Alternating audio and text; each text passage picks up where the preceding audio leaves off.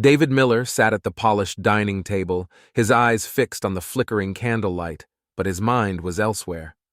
Laura was late again, and though she had texted earlier, blaming an emergency meeting at the university, David's instincts told him something was amiss. He twirled the stem of his wineglass between his fingers, the rich red liquid untouched. The sound of the front door creaking open snapped him out of his thoughts. Laura walked in, her heels clicking sharply against the wooden floor. She was dressed in a sleek, dark dress that hugged her figure a little too elegant for a late-night meeting, David thought. "Sorry I'm late," Laura said, her voice carrying a hint of fatigue or perhaps something else. She leaned in to kiss him on the cheek, a routine gesture that now felt hollow. "It's fine," David replied, forcing a smile. "I kept dinner warm for you."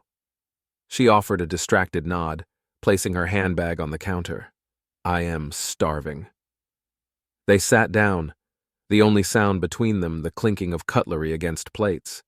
David watched her closely, noticing the way her eyes darted away from his whenever their gazes met. The conversation was stilted, limited to work and the children's safe topics that skirted around the growing distance between them. "How was your meeting?" David finally asked, breaking the silence. Laura paused for a moment, as if gathering her thoughts. It was intense. The board is pushing for a new curriculum update, and it's been a nightmare coordinating everything. You know how it is. David nodded, though her explanation seemed rehearsed, almost too perfect. He didn't press further, deciding to let the conversation drift to other, less contentious topics. But the seed of doubt was already planted, and it was taking root. After dinner, Laura excused herself to check on the kids, her footsteps fading as she ascended the stairs. David remained at the table, his mind replaying the evening's events. Something was different about her more than just the usual stress from work. There was an edge to her tonight, an unfamiliar tension that set his nerves on alert. He glanced at the clock. It was almost midnight, and he hadn't even touched his wine. With a sigh, David stood up, his chair scraping softly against the floor. He took the glass with him to the study, where he planned to catch up on some work.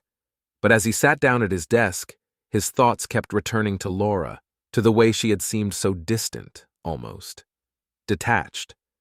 Opening his laptop, David stared at the screen, his hands hovering over the keyboard. Instead of diving into his usual reports, he found himself typing something else, entirely searches, inquiries, all leading to the same nagging suspicion he had tried to push away. As the pages loaded, revealing details he never wanted to consider, David felt a cold, creeping dread settle in his chest. He hadn't found anything concrete yet, just breadcrumbs, small inconsistencies that might lead nowhere. But something told him that the truth was out there, hidden just beneath the surface, waiting to be uncovered. Laura was different tonight, and David was determined to find out why. He closed the laptop, his mind racing. Tomorrow he would start looking for answers, quietly, methodically, without raising suspicion. For now, though, he needed rest. There would be time for discovery and for what would follow soon enough. As he headed upstairs to join Laura in bed, David's resolve hardened. Whatever was happening, whatever Laura was hiding, he would uncover it. And when he did, he would make sure she regretted ever thinking she could deceive him. Laura Miller moved through the crowded hallway of the university with practiced grace, her heels clicking a steady rhythm against the polished floors. She exchanged brief smiles and nods with colleagues and students alike, maintaining the poised demeanor expected of her as dean. But beneath the surface, her thoughts were elsewhere, replaying moments she shouldn't be dwelling on, moments spent with someone who wasn't her husband. As she entered her office, Laura closed the door behind her and leaned against it for a brief moment, letting out a sigh she hadn't realized she was holding. The polished oak desk, the neatly arranged papers, the awards on the wall, all symbols of her success, felt strangely distant today. Her phone buzzed, drawing her attention. She hesitated before checking the message. Lunch in 15? Same place? It was from James. Laura's pulse quickened, a sensation she hadn't felt in years. She knew she should say no, that it was risky, but she found herself typing a quick reply. See you there. She pocketed the phone and moved to her desk, trying to focus on the tasks at hand. But her mind kept wandering back to James Turner, the charismatic professor who had recently joined the faculty. Their interactions had started innocently enough discussions about curriculum, shared frustrations over university politics, but somewhere along the way, things had shifted. There was an unspoken connection between them, something electric that neither of them could deny, and yet here she was, balancing on the edge of a precipice, knowing full well the consequences if she fell. Laura glanced at the clock. It was almost time. She grabbed her coat, a flutter of anticipation mixing with guilt as she headed out. James was already seated when she arrived at the small, discreet cafe just off campus. He looked up from his menu and smiled as she approached, that easy, charming smile that had first caught her attention. Laura slid into the chair opposite him, trying to keep her expression neutral. "Busy day?" he asked, his tone light, but his eyes searching hers. "You could say that," she replied, keeping her voice steady. There was a brief pause as they both pretended to study the menu, a routine they'd fallen into to mask the true nature of these meetings. The waitress came by, took their orders, and left them in the quiet corner booth. "So," James began, leaning forward slightly, "have you thought any more about what we discussed last week?" Laura knew exactly what he was referring to. Last week, after a particularly long meeting, they had lingered in her office, their conversation drifting from professional to personal. James had mentioned that he was feeling something more than just collegial respect, and she had admitted in a moment of weakness that she felt the same. Now, with the reality of their feelings hanging between them, Laura found it harder to keep up the pretense. "James," she started, but he interrupted her gently. "Laura, I am not asking for anything you're not ready to give," he said, his voice sincere, "but I can't pretend I don't feel this connection between us." His words struck a chord deep within her, echoing the thoughts she had been trying to suppress. She glanced around the cafe, suddenly hyper-aware of the people around them, even though no one was paying attention. The rational part of her screamed to end this now, to walk away before things went too far. But another part of her, the part that longed for something more than the routine she had grown accustomed to, urged her to stay. "I know," she whispered, her gaze finally meeting his. "I feel it too." For a moment they sat in silence, the weight of what they were contemplating hanging in the air.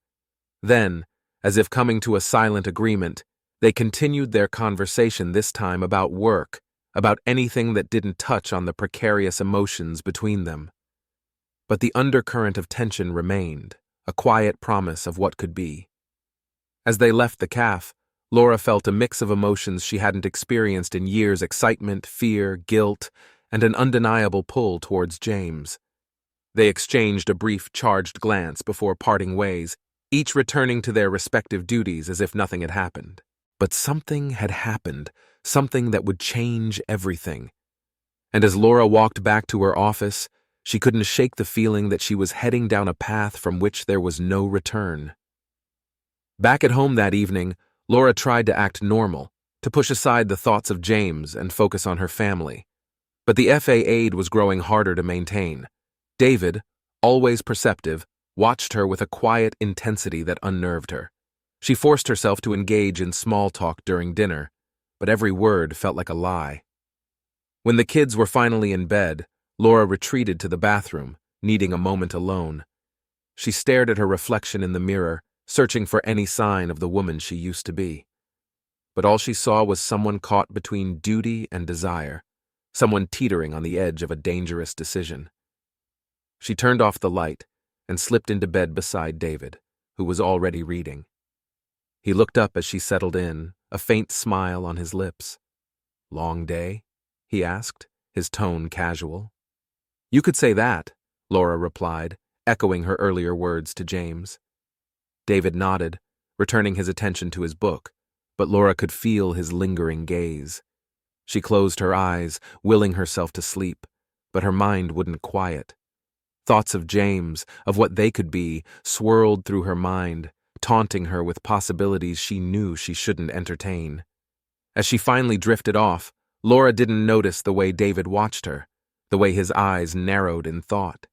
He was still searching, still gathering the pieces of a puzzle that had yet to fully reveal itself. And when it did, nothing would ever be the same again.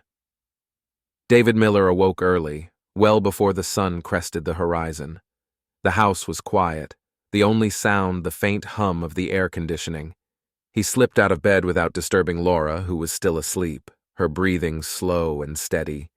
Moving with purpose, he dressed quickly and headed downstairs to his study. The familiar glow of his laptop screen greeted him as he settled into his chair.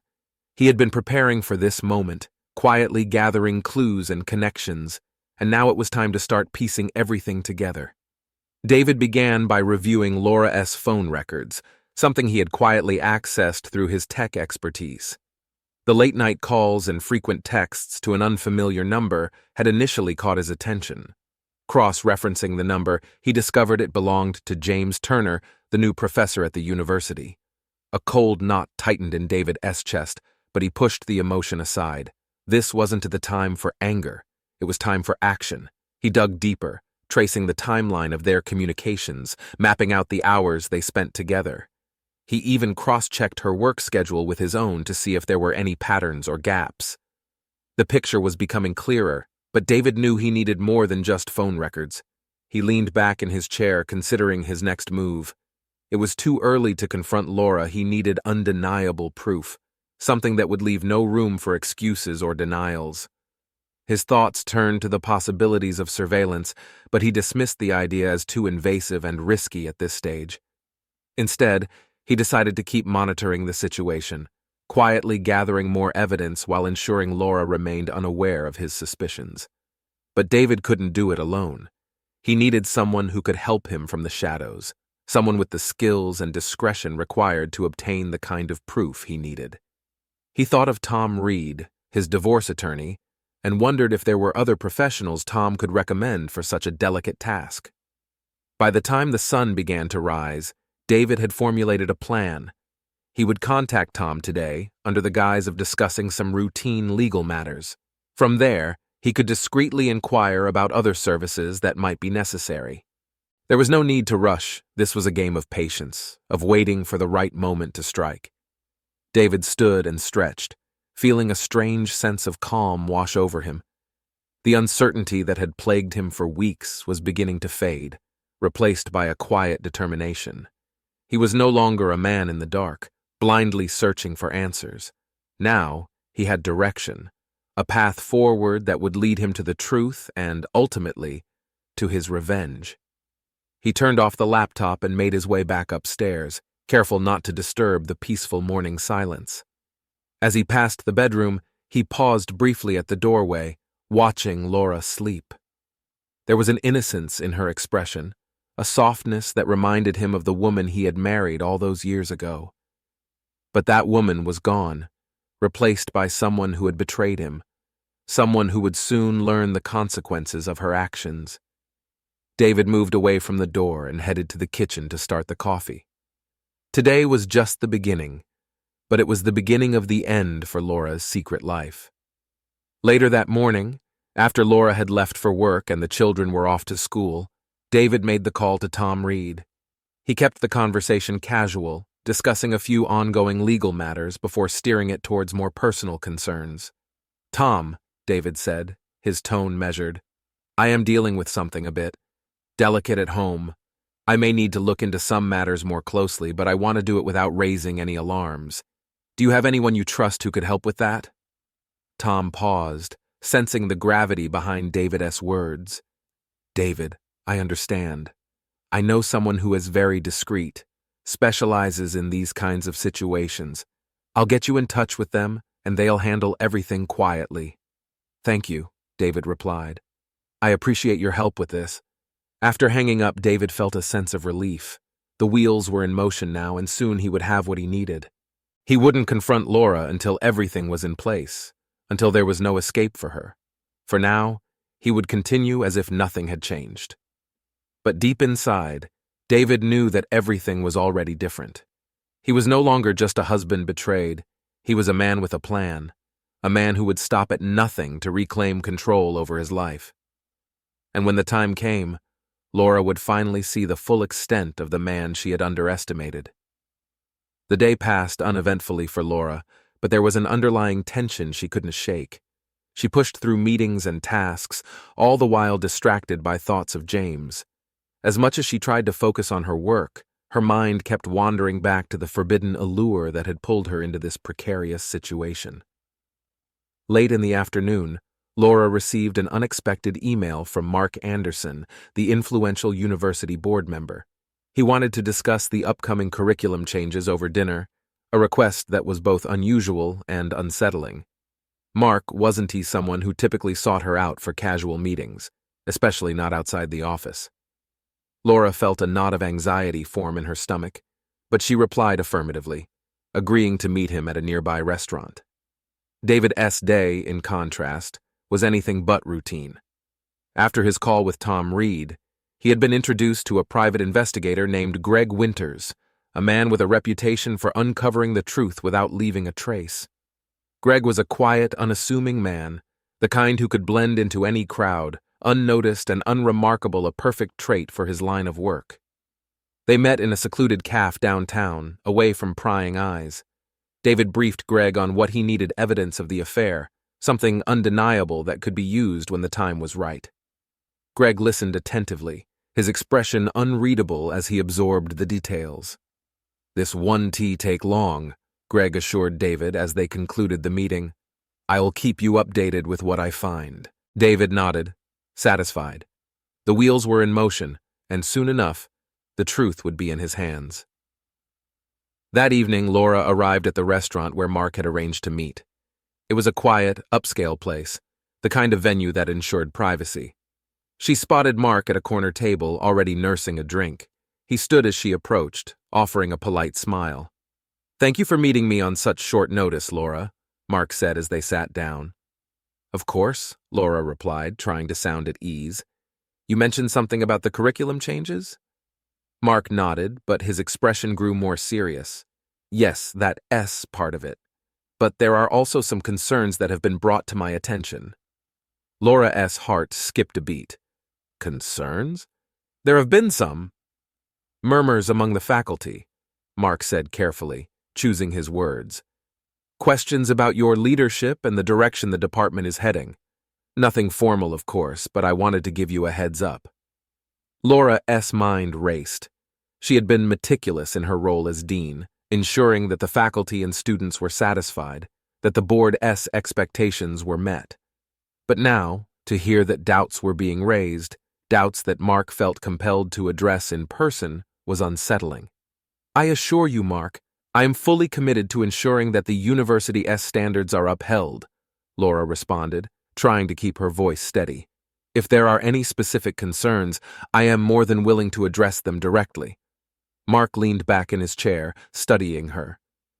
"I have no doubt about your commitment, Laura, but it's important to be aware of how perceptions can shift, especially in a position as visible as yours. The board will be watching closely in the coming months." Laura nodded, though her thoughts were far from settled. The conversation drifted back to the curriculum changes, but the underlying message was clear. Her position was under scrutiny, and any misstep could be costly. Later that night, as Laura returned home, the weight of Mark's words lingered. She had been so focused on maintaining her image, on balancing her professional and personal lives, that she hadn't considered the possibility of being undermined at work. The timing of this warning, coinciding with her affair with James, only heightened her anxiety. She found David in the living room, reading a book. He looked up as she entered, offering a warm smile. "How was your dinner?" "It was fine," Laura replied, forcing a smile of her own. "Just some work-related discussions." David nodded, his expression unreadable. "Good to hear." Laura excused herself and headed upstairs, the tension in her chest growing tighter. She needed to be careful, more careful than she had been. The last thing she could afford was for her personal indiscretions to spill over into her professional life. The stakes were too high. As Laura settled into bed, David remained downstairs, his mind working through the details Greg had shared with him earlier that day. The investigator had already gathered some preliminary information, photographs, timestamps, and more. It was enough to confirm what David had suspected, but he knew the final pieces were yet to come. For now, he would let Laura continue with her secret, blissfully unaware that the walls were closing in around her. He would wait for the perfect moment to reveal what he knew, to spring the trap he had so carefully set. And when that moment came, Laura's world would come crashing down around her, just as David had planned. The morning sun filtered through the curtains as Laura woke, a sense of unease settling in her chest. Mark's warning from the previous night lingered in her thoughts, mingling with the guilt and confusion surrounding her affair with James. She had always prided herself on being in control, both at work and at home. But now, everything felt precarious, as if one wrong move could send her carefully constructed life tumbling down. As she prepared for the day, Laura couldn't shake the feeling that something was about to change. She dressed with extra care, choosing an outfit that exuded confidence and authority, hoping it would bolster her fragile sense of security. With one last glance in the mirror, she forced a smile and headed downstairs. David was already in the kitchen, sipping his morning coffee. He looked up as she entered, his expression warm and welcoming. "Morning," he greeted, setting down his cup. "Sleep well?" "As well as can be expected," Laura replied, pouring herself a cup of coffee. She could feel his eyes on her, watching her movements, but she kept her focus on the task at hand, trying to appear as normal as possible. "You seemed a bit tense last night," David said casually, leaning against the counter. "Anything you want to talk about?" Laura hesitated, the urge to confide in him almost overwhelming, but she quickly dismissed the thought. She couldn't risk opening up about her fears, not when she was hiding so much. "Just work stress," she said with a forced smile. "You know how it is." David nodded, accepting her answer without pressing further. "Well, if you need to talk, I am here." "Thanks," Laura said, taking a sip of her coffee. The warmth of the drink did little to ease the cold knot of anxiety in her stomach. She needed to get through the day, to focus on her responsibilities and push aside the growing sense of dread. As they finished breakfast, David offered to drive the kids to school, giving Laura a bit of extra time before she had to leave. She appreciated the gesture, though it only added to her guilt. David had always been supportive, always there for her, and yet she was deceiving him, betraying the trust they had built over years of marriage. Once they were gone, Laura gathered her things and headed to the university. The drive was uneventful, but her thoughts were anything but calm. She replayed her interactions with Mark, trying to decipher any hidden meanings in his words. Was someone at the university trying to sabotage her? Were there whispers about her personal life that had reached the board? By the time she arrived at her office, Laura was more on edge than ever. She forced herself to focus on her work, diving into emails and reports in an attempt to distract herself. But every little noise, every knock on the door made her jump, as if she were expecting the other shoe to drop at any moment. Meanwhile, David was on his way to meet with Greg Winters, the private investigator. The evidence was nearly complete, and David wanted to ensure that everything was in place before making his next move. He had waited patiently, watching and gathering information, but now it was time to finalize the plan. Greg handed over a neatly organized folder, filled with photographs, text logs, and detailed accounts of Laura's meetings with James. "This should be everything you need," Greg said, his tone professional and detached. "It's all solid dates, times, locations. There's no way she can deny it." David flipped through the contents, a grim satisfaction settling over him. This was what he had been waiting for, the irrefutable proof of Laura's betrayal. With this, he could take the next step, one that would ensure she had no way to escape the consequences of her actions. "Thank you," David said, closing the folder. "You've done excellent work." "Just doing my job," Greg replied with a nod. "If you need anything else, you know how to reach me." David left the meeting with a renewed sense of purpose.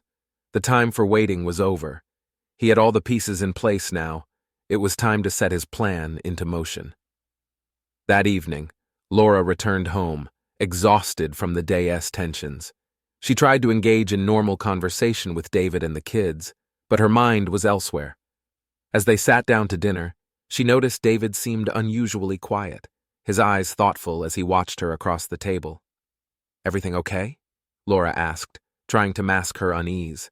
David nodded, but there was something in his expression that made her heart skip a beat. "Just thinking about some work stuff," he said lightly.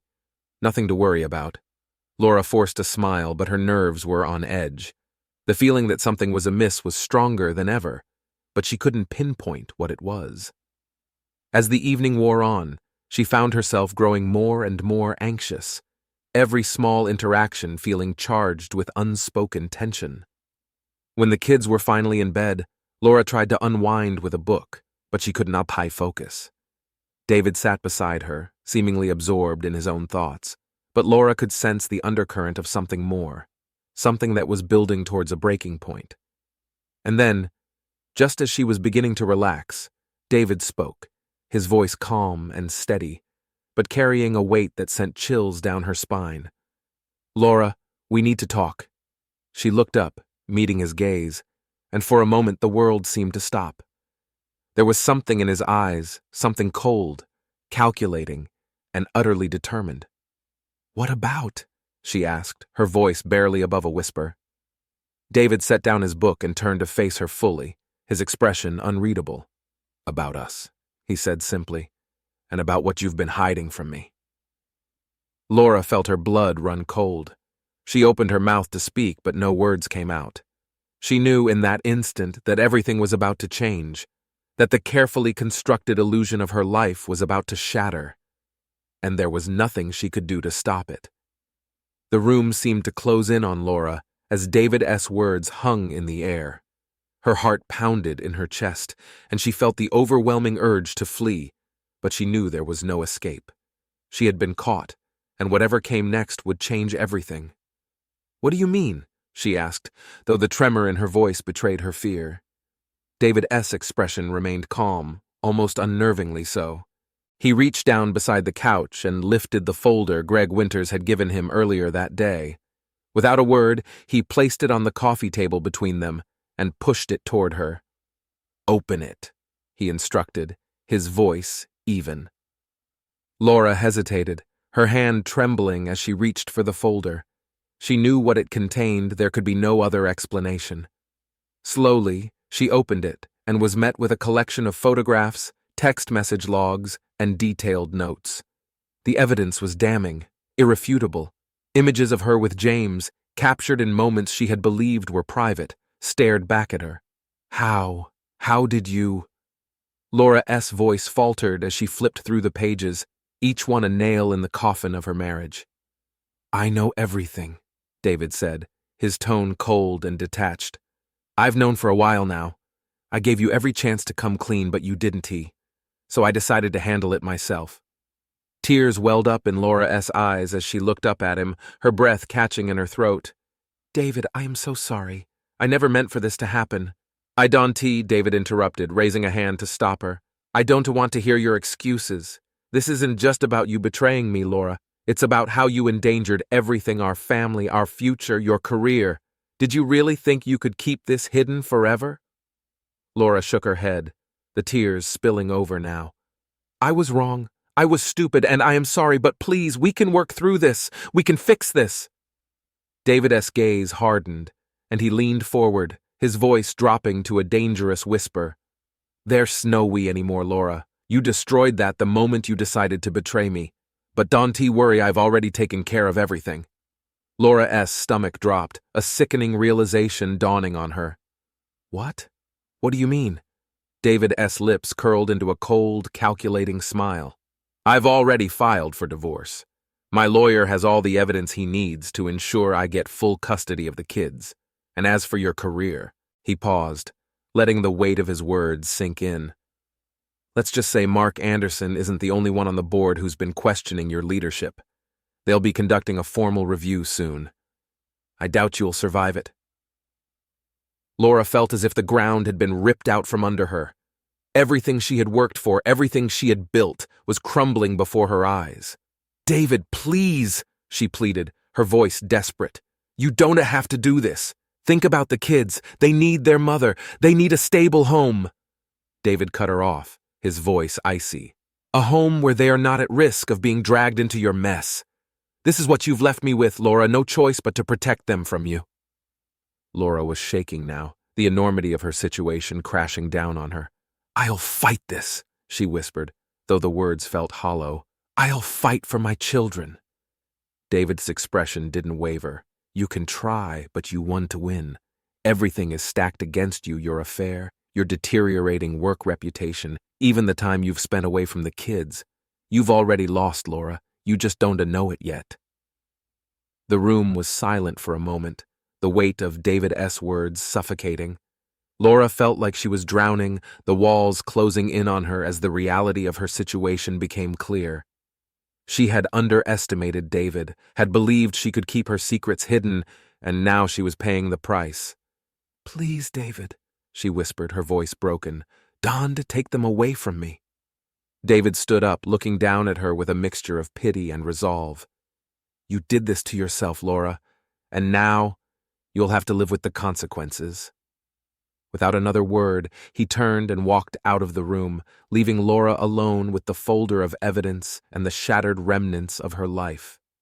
She sat there, staring at the damning photographs and text messages, the tears streaming down her face. She had thought she could control everything, that she could have her affair and keep her life intact. But now, it was all gone. Her marriage, her career, her children, everything she had taken for granted was slipping through her fingers. And as she sat there, lost in her despair, Laura realized the full extent of what she had lost. David had played his hand perfectly, and there was no way out. She was trapped in the very web she had spun, and there was no escape. The only thing left was the cold, crushing reality of her betrayal and the knowledge that her life would never be the same again. Laura Miller stood alone in the office that had once symbolized her success. The walls, once adorned with certificates and awards, now felt cold and oppressive. The formal review had gone as David had predicted. Her resignation had been quietly accepted, and she was asked to vacate the premises by the end of the week. The whispers of her colleagues and the icy stares of the board members lingered in her mind. She was now just a name to be quietly erased from the university's history. It all seemed surreal. Everything she had worked for, everything she had taken pride in, had crumbled in the span of a few days. Her career was gone, and with it, her identity as a respected leader in academia. But the worst blow was yet to come. The courtroom was nearly empty, the proceedings quick and methodical. David had come prepared, his lawyer presenting the evidence with a precision that left no room for doubt. The affair, the neglect, the lack of involvement in the children's lives, it was all laid out in stark detail. Laura sat silently beside her own attorney, who had tried to fight for her, but it was clear from the start that the outcome was inevitable. David won full custody of Sophia and Ethan. Laura was granted visitation rights, but they were limited and supervised. The judge's decision had been final, a mere formality given the overwhelming evidence against her. As the gavel came down, sealing the judgment, Laura felt a hollowness in her chest. The children had been her last hope, the only thing she had left to cling to, and now they were gone too. David's plan had worked flawlessly. He had stripped her of everything: her career, her reputation, her family. But as Laura prepared to leave the courtroom, she noticed something in David's eyes. It wasn't just satisfaction, there was something else, something deeper, a hint of unease that hadn't been there before. Later that evening, Laura returned to the empty apartment she had rented after moving out of the family home. It was a stark contrast to the life she had once known, a small, lifeless space that mirrored the emptiness she felt inside. She sank into the worn-out couch, her thoughts spiraling as she tried to make sense of everything that had happened. It was then that she noticed an envelope lying on the coffee table. It had no return address and the handwriting was unfamiliar. With trembling hands, Laura opened it, finding a single sheet of paper inside. The message was brief, but its contents made her heart race. "You're not the only one with secrets." Beneath the note was a set of photographs. Laura's breath caught in her throat as she realized what she was looking at: images of David with another woman. taken years before her own affair with James had begun. The dates were clear, the locations unmistakable. David had been unfaithful long before she had ever strayed. Shock turned to anger as Laura processed what this meant. David had destroyed her life, ripped everything away from her, all while hiding his own betrayal. He had played the part of the wronged husband perfectly, but now she knew the truth. He was no better than she was. For a moment, Laura felt a surge of rage, the desire to confront him, to expose him for the hypocrite he was. But as she sat there, clutching the photographs, a new plan began to form in her mind. She had nothing left to lose, but David did. His reputation, his position at work, his standing as a devoted father. It could all be torn down just as easily as he had destroyed her. A cold smile crept across Laura's lips as she realized the power she still held. David had thought he had won, but the game was far from over. She had a chance to strike back, to make him pay for what he had done to her. The story wasn't ending here. It was just beginning a new chapter, one where the roles would be reversed. Laura would rebuild her life, piece by piece, but she would do so with a singular focus to see David's world burn just as hers had. With renewed determination, Laura rose from the couch, the photographs clutched in her hand. She was no longer the defeated woman who had walked into that courtroom. She was someone else now, someone who had learned how to play the game as ruthlessly as David had, and she was ready to make her next move. Thank you for listening to this story. Subscribe to my channel, put a like under the video, and write a comment about how you like this story and what stories you want to hear.